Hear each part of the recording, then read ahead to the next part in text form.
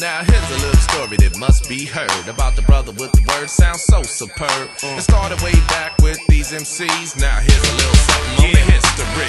I'm a HIP, HOP, HEAD. Been since 1983, R to the APPIN. 84 was the year I picked up the pen. At the same time breaking, trying to come on in, but I was already in since way back when. 1975 the saga began.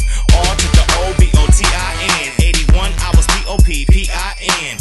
1982 DJN. 83 it was all about Run DMC, man. A game banger taught me how to break dance then. The same year I picked up the pen and wrote my first rhyme and got that feeling. And now I'm here in the flesh, still dope, still deaf, trying to get my song rocking on the radio. The summertime, yo, we would hang out and talk about the new jam that came out. And from the way the beat was laid out and all the MCs that turned the place out. And we would sing our rhymes to the beat right, but we never indulged in the street life.